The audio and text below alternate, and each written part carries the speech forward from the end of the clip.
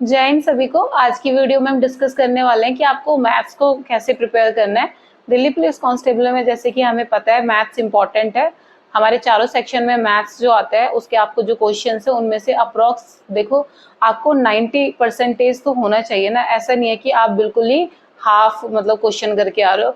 हमारे जितने क्वेश्चन आते हैं उनमें से आपको अप्रोक्स 80% क्वेश्चन तो आपको करने पड़ेंगे। तो उसमें आपको किस तरीके से अटेम्प्ट करना है, कम से कम टाइम में आपको मैथ्स के क्वेश्चंस को कैसे करना है, आपको कैसे याद रखना है कि ये वाली गलतियां बार बार ना करो। क्योंकि मैथ्स में क्या होता है कि छोटी छोटी मिस्टेक्स होती हैं, सिली मिस्टेक्स हो जाती है। जैसे कि हमारा आंसर है वो -1 है, 1 है, तो और हमारा आंसर जो है 1:2 है और एक और आंसर है वो 2:1 है। तो ऐसी ऐसी सिली मिस्टेक्स हमसे एग्जाम के टाइम में होती हैं, उनको हमें माइंड में ध्यान में रखते हुए अच्छे से कैसे क्वेश्चंस को अटेम्प्ट करना है, कैसे हमें अपनी स्पीड को इंक्रीज करना है, कैसे आपको नेगेटिव मार्किंग पे भी फोकस करना है। तो वीडियो लास्ट तक आप बने रहना ताकि आपको मैथ्स में जो भी डाउट होते हैं वो आपको क्लियर हो जाए। सबसे पहले हम बात करते हैं कि मैथ्स में आपको करना कैसे है, आपको इम्प्रूव कैसे करना है मैथ्स को। मैथ्स में सबसे इम्पोर्टेंट सिर्फ प्रैक्टिस होती है। ऐसा नहीं होता मैथ्स में कि आप ना कुछ ट्रिक होती है कि मैं आपको बता दूं और आप वो करके और मैथ्स में अच्छे हो जाओ। ऐसा नहीं होता। मैथ्स और रीजनिंग ऐसे टॉपिक है कि उसमें जितना आप प्रैक्टिस करोगे उतना आपकी एफिशिएंसी इंक्रीज होगी। आप उतने ज़्यादा अच्छे से मैथ्स के क्वेश्चन कर पाओगे, उतना ज़्यादा अच्छे से रीजनिंग के क्वेश्चन कर पाओगे। मैथ्स और रीजनिंग में अप्रॉक्स आपका मतलब सेम चलता है। रीजनिंग फिर भी बहुत ईजी होती है एज कम्पेयर टू मैथ्स की अगर मैं बात करूँ। बट दिल्ली पुलिस कांस्टेबल में क्या होता है कि as compare to other examination maths का लेवल हाई नहीं आता है। तो आपको डरने की जरूरत नहीं है और मैथ्स बहुत ज़्यादा टफ नहीं आएगा। आपको मैं ये बता देती हूँ, आप बार बार कमेंट करके पूछते हो कि मैम मैथ्स का लेवल कैसा आएगा, तो मैथ्स के नॉर्मल क्वेश्चंस आएंगे। बाकी आप किरण वगैरह की बुक से प्रीवियस ईयर क्वेश्चंस को देख सकते हो। वहाँ पे जो दिल्ली पुलिस कांस्टेबल की अलग से बुक आती है उससे आप सारे प्रीवियस क्वेश्चन आपको अवेलेबल हो जाएंगे। वहां से आप देख सकते हो कि मैथ्स के जो क्वेश्चन है ना, सेम टाइप के क्वेश्चन बार बार रिपीट होते हैं। एसएससी में सबसे अच्छी चीज पता है क्या होती है, किसी भी स्टूडेंट के लिए एक जो प्लस पॉइंट होता है कि एसएससी में प्रीवियस ईयर क्वेश्चंस को वो रिपीट करते हैं। क्वेश्चंस मैथ्स में भी रिपीट होते हैं, रीजनिंग में भी रिपीट होते हैं। अब आप बोलोगे मैम क्वेश्चन थोड़ी रिपीट होते हैं।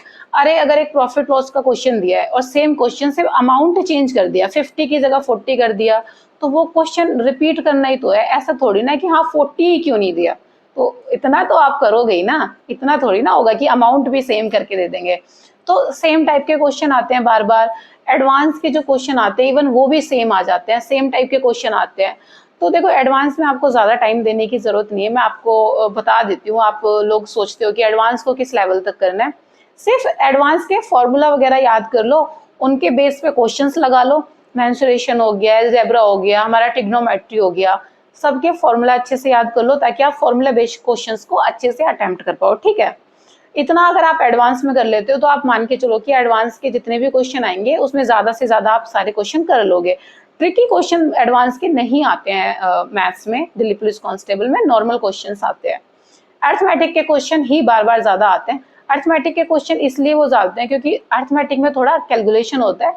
कैलकुलेशन होती है तो थोड़ा टाइम लगता है, इसलिए अर्थमेटिक के क्वेश्चन ज्यादा डाले जाते हैं दिल्ली पुलिस कांस्टेबल में। तो आपको अर्थमेटिक पे ज्यादा फोकस करना है। ठीक है, अर्थमेटिक में आपको इम्प्रूव कैसे करना है, अर्थमेटिक में कैसे करना है कि आपको सबसे पहले कैलकुलेशन को आपको फास्ट करना है। ठीक है, और एक इम्पॉर्टेंट चीज मैं बता देती हूँ, जब भी मैथ्स आप प्रैक्टिस करो ना तो विद इंटरेस्ट मतलब रखो, विद इंटरेस्ट उसको प्रैक्टिस करो। जितना ज्यादा मन लगा के मैथ्स को पढ़ोगे ना वही अच्छा है। और कुछ स्टूडेंट बोलते हैं कि मैम मैथ्स को स्किप कर सकते हो। हाँ, अगर आप 50 में से 45 क्वेश्चन कर सकते हो जीके के तो आप स्किप भी कर सकते हो मैथ्स को, बट वो तो बिल्कुल श्योर नहीं है ना। जीके तो क्या पता आपकी बहुत गंदी आ गई तो फिर कैसे करोगे, फिर मैथ्स ही तो बचाता है ना। मैथ्स में तो ये रहता है कि क्वेश्चन ऐसा ही आता है बार बार, बहुत ज्यादा डिफिकल्ट क्वेश्चन नहीं आएगा। तो प्रीवियस ईयर से क्वेश्चंस लगाना स्टार्ट करो। जैसे कि सबसे पहले आपने परसेंटेज उठा लिया, परसेंटेज के क्वेश्चन अच्छे से लगाओ। परसेंटेज के क्वेश्चन बार बार लगाओ कि आपको पता चले, कॉन्सेप्ट क्लियर हो और कम से कम टाइम में आप उसको अटेम्प्ट करना स्टार्ट कर पाओ। कैलकुलेशन के वीडियोस वगैरह देखो यूट्यूब चैनल से।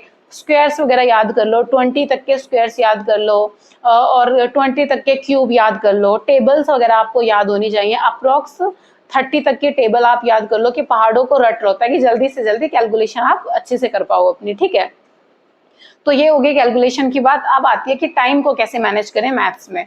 कॉन्सेप्ट क्लियर हो गया, दो तीन चीजें माइंड में क्लियर कर लो। सबसे पहला क्या होता है कि आपको कैलकुलेशन पे काम कर लिया आपने, कुछ कुछ चीज़ें आपने टेबल्स याद की, स्क्वायर याद किया। सेकंड आपको क्या करना है कि आपको मैथ्स में प्रैक्टिस करनी है अच्छे से, ठीक है। थर्ड आपको क्या करना है कि आपको ना बार बार मतलब ये देखना है कि कौन सा आपका चैप्टर जो है वो डिफिकल्ट है, उस पर ज़्यादा टाइम देना है कि ये वाला आपको ईजी लगता है तो उस पर थोड़ा कम टाइम दो। अरिथमेटिक को ज़्यादा से ज़्यादा करो। पहले जैसे कुछ इंपॉर्टेंट टॉपिक है उन्हीं से बार बार क्वेश्चन पूछे जाते हैं। परसेंटेज हो गया, प्रॉफिट लॉस हो गया, एसआई हो गया, सीआई हो गया, रेशो प्रोपोर्शन हो गया, टाइम और वर्क हो गया। ये मतलब टॉपिक ऐसे हैं जो इजी भी हैं, मतलब ये बहुत ज़्यादा टफ नहीं है, ठीक है।